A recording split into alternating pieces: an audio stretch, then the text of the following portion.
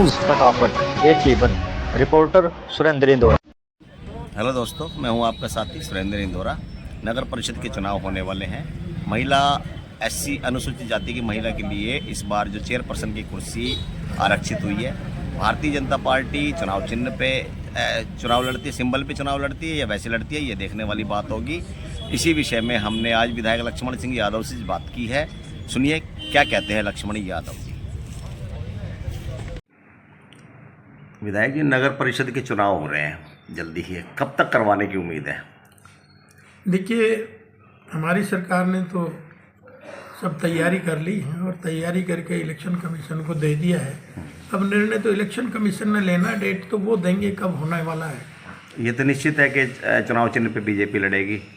अभी इसके बारे में भी फाइनल अभी कुछ नहीं है, क्योंकि आपने देखा कोई भी ऐसी चुनाव से संबंधित कोई मीटिंग अभी संगठन की हुई नहीं है हम लोगों को, ताकि जब क्लियर कोई चीज़ हो जाएगी तब हम आपको बता पाएंगे। तो इस बार सीट जो महिला अनुसूचित जाति के लिए आरक्षित हुई है, वार्डबंदी परिसीमन को लेकर जो खारिज वो एप्लीकेशन वगैरह लगाई थी याचिका, वो खारिज हो चुकी है। इस पर भी थोड़ी सी बात चल रही है। कुछ है ऐसा कि भाई लोग डालने की कोशिश करो, कुछ होने वाला है? देखिए भाई, प्रजातंत्र में सबको अधिकार है, जो भी अपनी बात कहना चाहे, कोर्ट में कहें, सरकार से कहें, तो कोर्ट ने तो खारिज कर दिया। अब कुछ उसमें कोई बचा तो है नहीं कुछ भी। अब चेयरमैन के लिए भी कह रहे हैं कि भाई चेयरमैन के लिए भी जाएंगे उसमें कोर्ट में कुछ लोग ना, तो ऐसा कुछ लगता है कि कुछ ऐसा? मुझे नहीं लगता कोई बात ऐसी बनेगी, क्योंकि कानून संगत ही करा है जो काम किया है, तो कानून संगत ही कोर्ट भी उसी को मानती है। राइट तो सभी को मिलना चाहिए, राइट तो सबको मिलना चाहिए। और है भी यही तो प्रजातंत्र का सुंदर स्वरूप है, जो हर व्यक्ति को चांस मिलता है।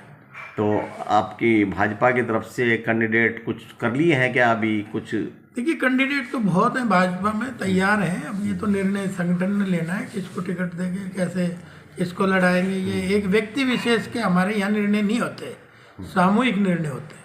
अच्छा, एक ना चर्चा चल रही है कि बीजेपी के एक दो नेता हैं और वो चेयरमैनशिप पाने के लिए अपने बच्चों की शादियां एससी में करने का कुछ ऐसा चल रहा है, नोटिस में सुनने में आया है। आपके भी नोटिस में है कुछ तो ऐसा? ऐसी बातें नहीं, मेरे नोटिस में नहीं है। और अब देखिए, धीरे धीरे बदल रहा है, पैमाना भी बदल रहा है, समरसता का भाव सब में आ रहा है। अब तो कोई ऊंच नीच बची नहीं है, तो इसलिए, और ये इसका एक ये कारण भी है इस तरह से।